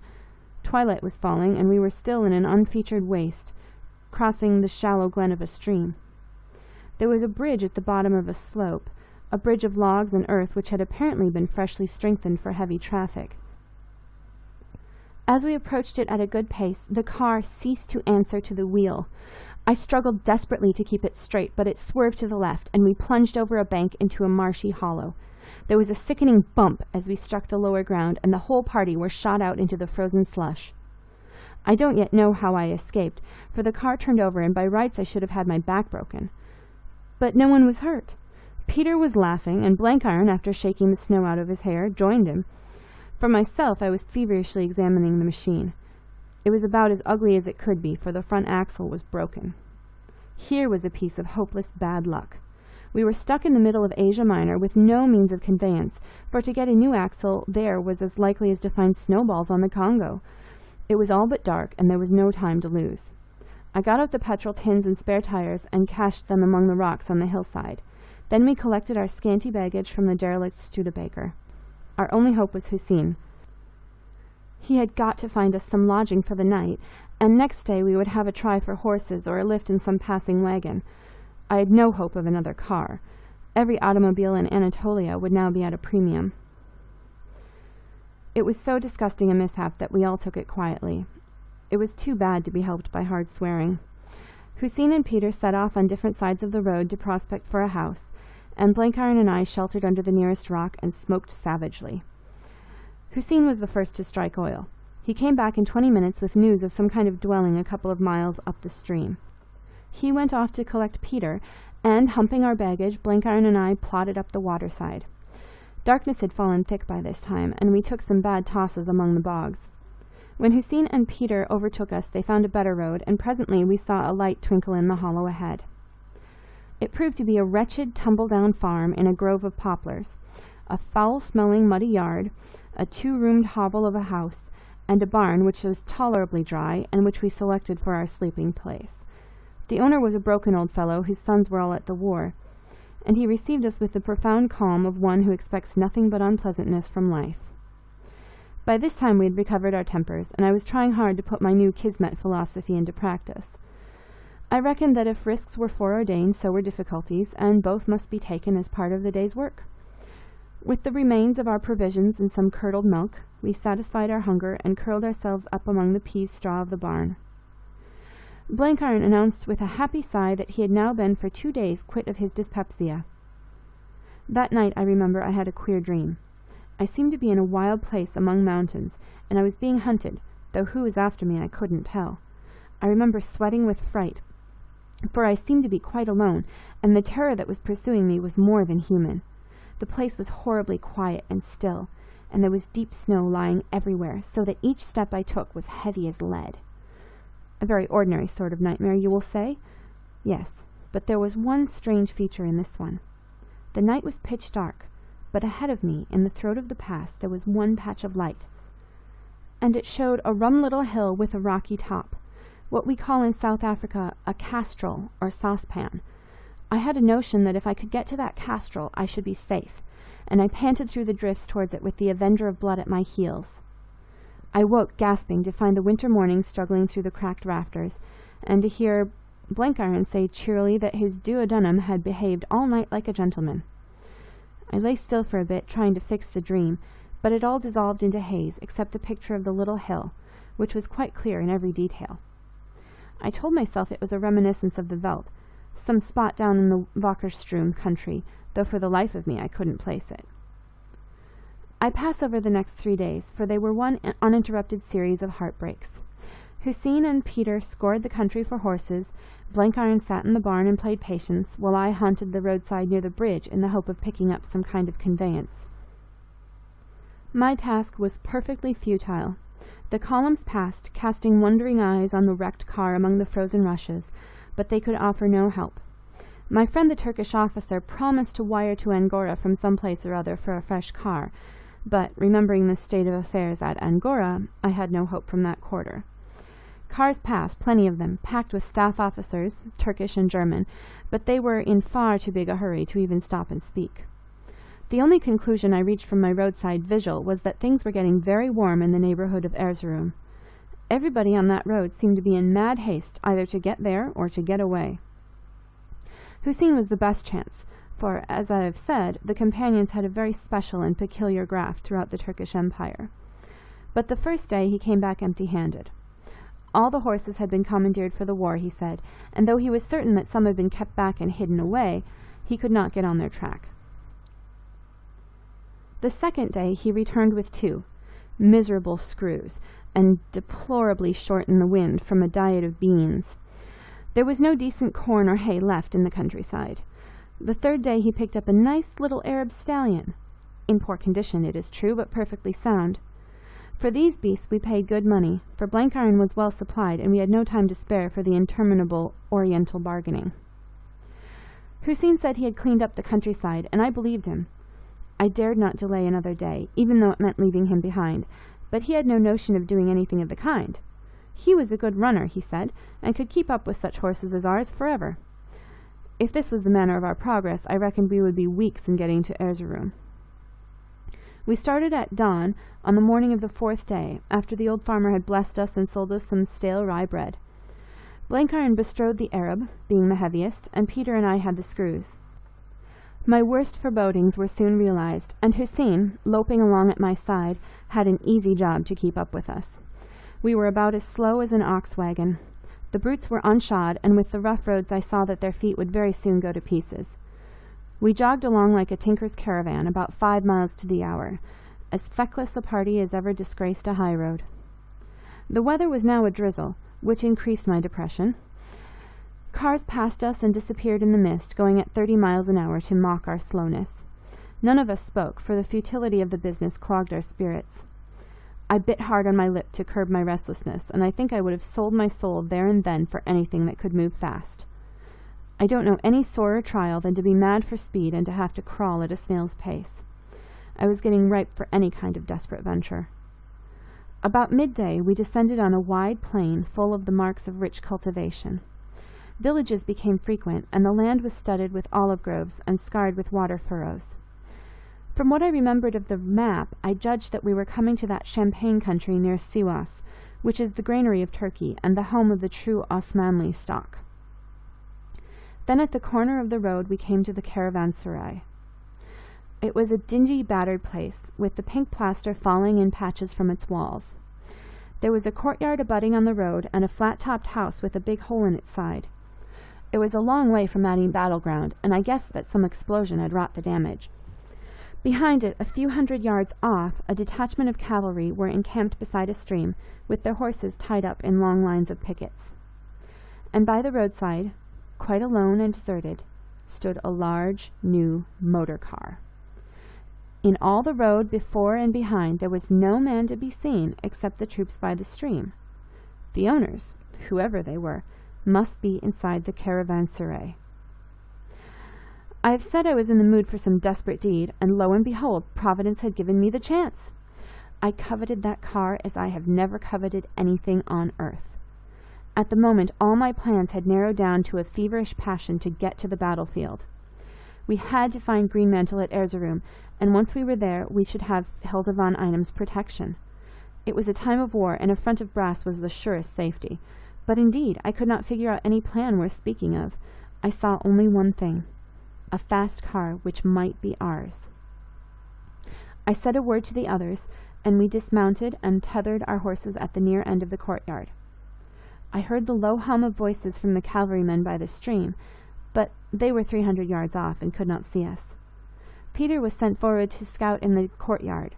In the building itself there was but one window looking on the road, and that was in the upper floor. Meantime, I crawled along beside the wall to where the car stood and had a look at it.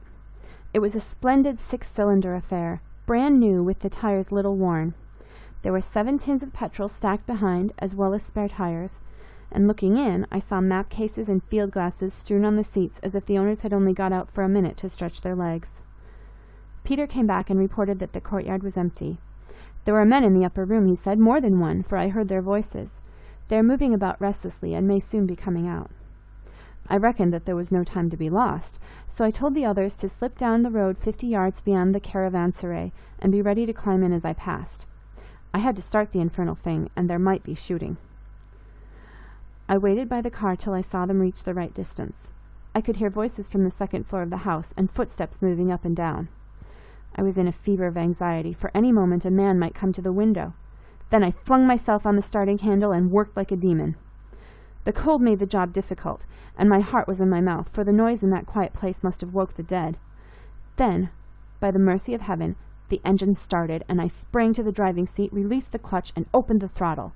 The great car shot forward, and I seemed to hear behind me shrill voices. A pistol bullet bored through my hat, and another buried itself in a cushion beside me. In a second I was clear of the place, and the rest of the party were embarking. Blenkiron got on the step and rolled himself like a sack of coals into the tonneau. Peter nipped up beside me, and Hussein scrambled in from the back over the folds of the hood. We had our baggage in our pockets and had nothing to carry. Bullets dropped round us, but did no harm. Then I heard a report at my ear, and out of a corner of my eye saw Peter lower his pistol. Presently we were out of range, and looking back I saw 3 men gesticulating in the middle of the road. "May the devil fly away with this pistol," said Peter ruefully. "I never could make good shooting with a little gun. Had I had my rifle—" "What did you shoot for?" I asked in amazement. "We've got the fellow's car, and we don't want to do them any harm." "It would have saved trouble had I had my rifle," said Peter quietly. "The little man you call Rasta was there, and he knew you. I heard him cry your name. He is an angry little man, and I observed that on this road there is a telegraph." Chapter 17. Trouble by the Waters of Babylon. From that moment I date the beginning of my madness. Suddenly I forgot all cares and difficulties of the present and future, and became foolishly light-hearted. We were rushing towards the great battle where men were busy at my proper trade. I realized how much I had loathed the lonely days in Germany, and still more the dawdling week in Constantinople. Now I was clear of it all, and bound for the clash of armies. It didn't trouble me that we were on the wrong side of the battle line. I had a sort of instinct that the darker and wilder things grew, the better chance for us. "Seems to me," said Blenkiron, bending over me, "that this joyride is going to come to an untimely end pretty soon. Peter's right. That young man will set the telegraph going, and will be held up at the next township." "He's got to get to a telegraph office first," I answered. "That's where we have the pull on him. He's welcome to the screws we left behind, and if he finds an operator before the evening, I'm the worst kind of a Dutchman. I'm going to break all the rules and bucket this car for what she's worth. Don't you see that the nearer we get to Erzurum, the safer we are?" "I don't follow," he said slowly. "At Erzurum I reckon they'll be waiting for us with the handcuffs. Why in thunder couldn't those hairy ragamuffins keep the little cuss safe? Your record's a bit too precipitous, Major, for the most innocent-minded military boss." "Do you remember what you said about the Germans being open to bluff? Well, I'm going to put up the steepest sort of bluff. Of course they'll stop us. Rasta will do his damnedest. But remember that he and his friends are not very popular with the Germans, and Madame von Einem is. We're her protégés, and the bigger the German swell I get before, the safer I'll feel. We've got our passports and our orders, and he'll be a bold man that will stop us once we get into the German zone. Therefore, I'm going to hurry as fast as God'll let me." It was a ride that deserved to have an epic written about it. The car was good, and I handled her well, though I say it who shouldn't. The road in that big central plain was fair, and often I knocked 50 miles an hour out of her.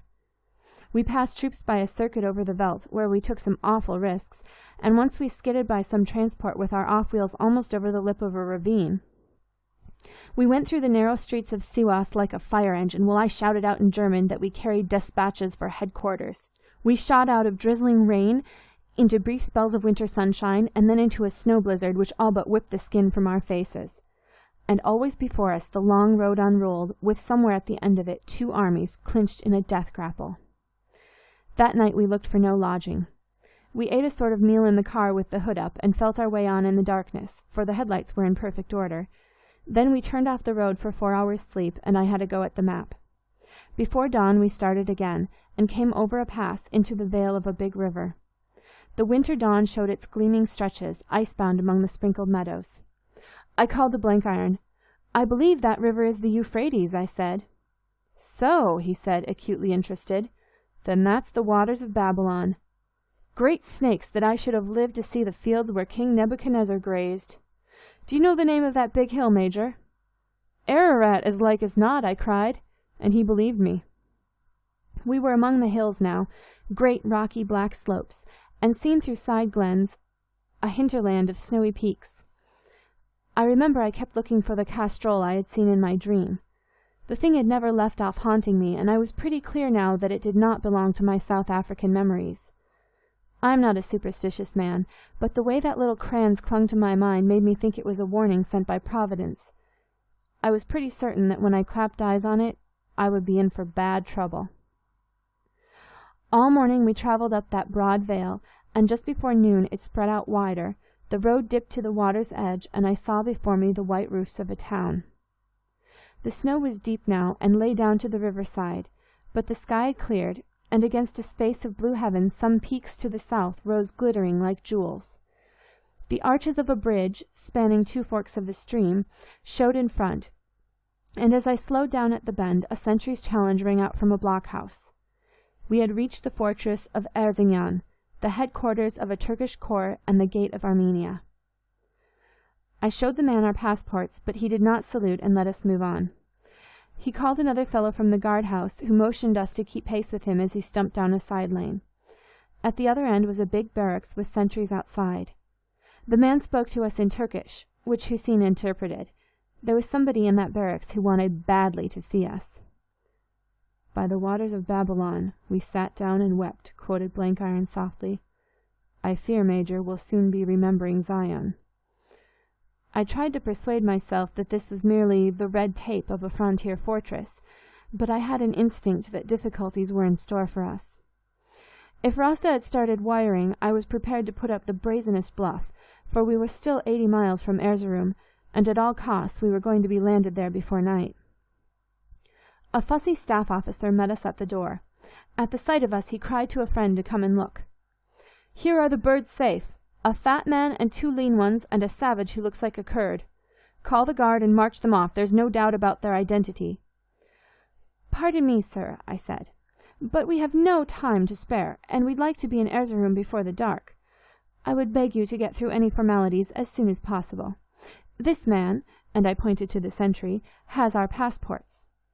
"Compose yourself," he said impudently. "You're not going on just yet, and when you do it won't be in a stolen car." He took the passports and fingered them casually. Then something he saw there made him cock his eyebrows. "Where did you steal these?" he asked, but with less assurance in his tone. I spoke very gently. "You seem to be the victim of a mistake, sir. These are our papers. We are under orders to report ourselves at Erzurum without an hour's delay. Whoever hinders us will have to answer to General von Lehmann. We will be obliged if you will conduct us at once to the governor." "You can't see, General Posselt," he said. "This is my business. I have a wire from Siwas that 4 men stole a car belonging to one of Enver Damad's staff. It describes you all and says that 2 of you are notorious spies wanted by the imperial government. What have you to say to that?" "Only that it is rubbish. My good sir, you have seen our passes. Our errand is not to be cried on the housetops, but 5 minutes with General Posselt will make things clear. You will be exceedingly sorry for it if you delay another minute." He was impressed in spite of himself, and after pulling his moustache, turned on his heel and left us. Presently he came back and said very gruffly that the governor would see us. We followed him along a corridor into a big room looking out on the river, where an oldish fellow sat in an armchair by a stove, writing letters with a fountain pen. This was Posselt, who had been governor of Erzurum till he fell sick and Ahmed Fevzi took his place. He had a peevish mouth and big blue pouches below his eyes. He was supposed to be a good engineer and to have made Erzurum impregnable, but the look on his face gave me the impression that his reputation at the moment was a bit unstable. The staff officer spoke to him in an undertone. Yes, I know," he said testily. "Are these the men? They look a pretty lot of scoundrels." "What's that you say? They deny it. But they've got the car, they can't deny that. Here, you!" And he fixed on Blenkiron. "Who the devil are you?" Blenkiron smiled sleepily at him, not understanding one word, and I took up the parable. "Our passports, sir, give our credentials," I said. He glanced through them, and his face lengthened.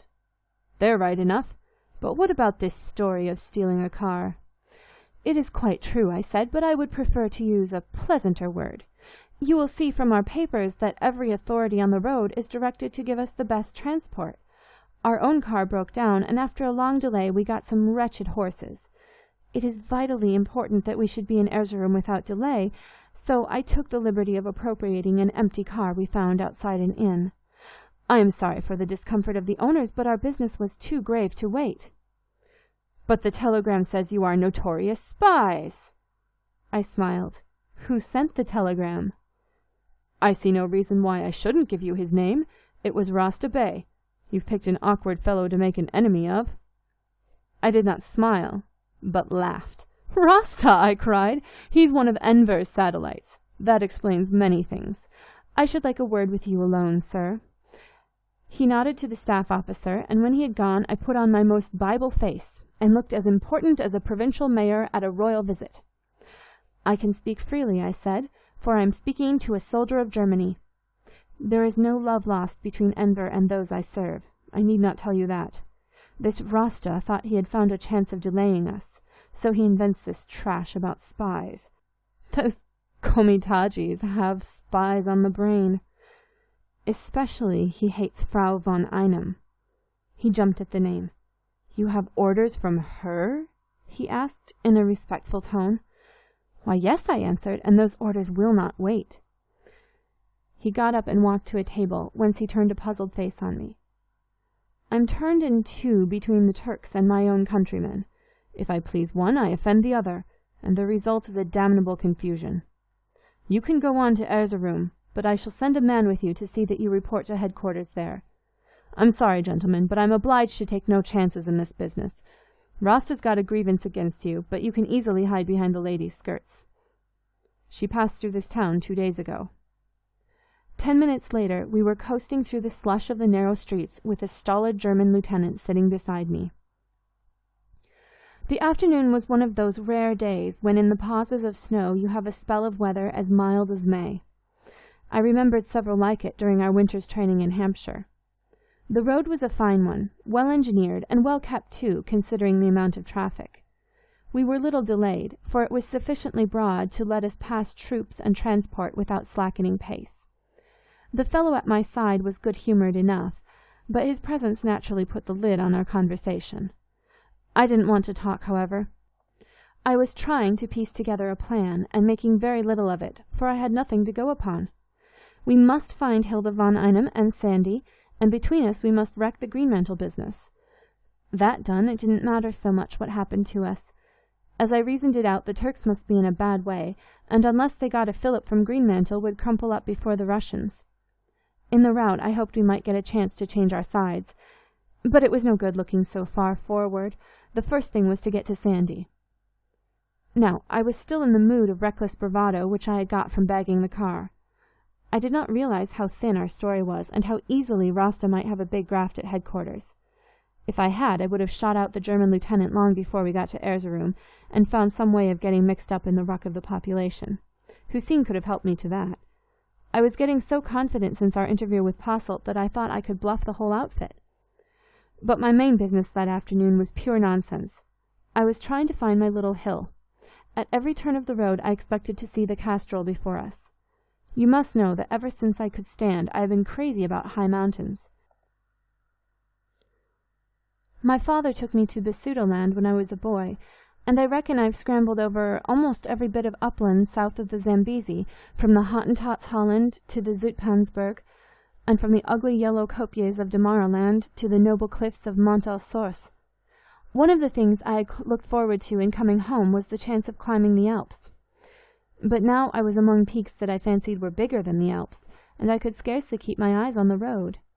I was pretty certain that my castrol was among them, for that dream had taken an almighty hold on my mind. Funnily enough, I was ceasing to think of it a place of evil omen, for one soon forgets the atmosphere of a nightmare. But I was convinced that it was a thing I was destined to see, and to see pretty soon. Darkness fell when we were some miles short of the city, and the last part was difficult driving. On both sides of the road, transport and engineers' stores were parked, and some of it strayed into the highway.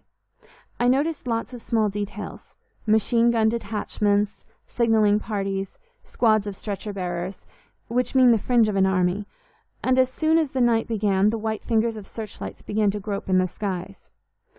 And then, above the hum of the roadside, rose the voice of the great guns. The shells were bursting 4 or 5 miles away, and the guns must have been as many more distant. But in that upland pocket of plain, in the frosty night, they sounded most intimately near. They kept up their solemn litany, with a minute's interval between each. No rafale, which rumbles like a drum, but the steady persistence of artillery exactly ranged on a target. I judged they must be bombarding the outer forts, and once there came a loud explosion and a red glare, as if a magazine had suffered.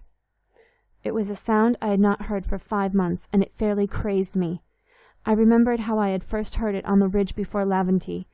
Then I had been half afraid, half solemnized, but every nerve had been quickened. Then it had been the new thing in my life that held me breathless with anticipation. Now it was the old thing, the thing I had shared with so many good fellows, my proper work, and the only task for a man. At the sound of the guns, I felt that I was moving in natural air once more. I felt that I was coming home. We were stopped at a long line of ramparts, and a German sergeant stared at us, till he saw the lieutenant beside me, when he saluted, and we passed on. Almost at once we dipped into narrow, twisting streets, choked with soldiers, where it was hard business to steer. There were few lights, only now and then the flare of a torch which showed the grey stone houses, with every window latticed and shuttered. I had put out my headlights and had only side lamps, so we had to pick our way gingerly through the labyrinth. I hoped we would strike Sandy's quarters soon, for we were all pretty empty, and a frost had set in which made our thick coats seem as thin as paper. The lieutenant did the guiding. We had to present our passports, and I anticipated no more difficulty than in landing from the boat at Boulogne. But I wanted to get it over, for my hunger pinched me, and it was fearsome cold. Still, the guns went on like hounds baying before a quarry. The city was out of range, but there were strange lights on the ridge to the east. At last we reached our goal, and marched through a fine old carved archway into a courtyard, and thence into a draughty hall. "You must see the section chef," said our guide. I looked round to see if we were all there, and noticed that Hussein had disappeared. It did not matter, for he was not on the passports. We followed as we were directed through an open door. There was a man standing with his back towards us, looking at a wall map, a very big man, with a neck that bulged over his collar. I would have known that neck among a million. At the sight of it, I made a half-turn to bolt back. It was too late, for the door had closed behind us, and there were 2 armed sentries beside it. The man slewed round and looked into my eyes. I had a despairing hope that I might bluff it out, for I was in different clothes and had shaved my beard. But you cannot spend 10 minutes in a death grapple without your adversary getting to know you. He went very pale, then recollected himself, and twisted his features into the old grin. "So," he said, "the little Dutchman! We meet after many days." It was no good lying or saying anything. I shut my teeth and waited. "And you, Herr Blenkiron? I never liked the look of you. You babble too much, like all your damned Americans." "I guess your personal dislikes haven't got anything to do with the matter," said Blenkiron calmly. "If you're the boss here, I'll thank you to cast your eye over these passports, for we can't stand waiting forever." This fairly angered him. "I'll teach you manners," he cried, and took a step forward to reach for Blenkiron's shoulder, the game he had twice played with me. Blenkiron never took his hands from his coat pockets. "Keep your distance," he drawled in a new voice. "I've got you covered, and I'll make a hole in your bullet head if you lay a hand on me." With an effort, Sturm recovered himself. He rang a bell and fell to smiling. An orderly appeared to whom he spoke in Turkish, and presently a file of soldiers entered the room. "I'm going to have you disarmed, gentlemen," he said. "We can conduct our conversation more pleasantly without pistols." It was idle to resist. We surrendered our arms, Peter almost in tears with vexation. Sturm swung his legs over a chair, rested his chin on the back, and looked at me. "Your game is up, you know," he said. "These fools of Turkish police said the Dutchmen were dead, but I had the happier inspiration. I believed the good God had spared them for me. When I got Rasta's telegram, I was certain, for your doings reminded me of a little trick you once played me on the Schwandorf road. But I didn't think to find this plump old partridge," and he smiled at Blenkiron. "Two eminent American engineers and their servant bound for Mesopotamia on business of a high government importance. It was a good lie, but if I had been in Constantinople, it would have had a short life. Rasta and his friends are no concern of mine. You can trick them as you please, but you have attempted to win the confidence of a certain lady, and her interests are mine. Likewise you have offended me, and I do not forgive. By God," he cried, his voice growing shrill with passion, "by the time I have done with you, your mothers in their graves will weep that they ever bore you." It was Blenkiron who spoke.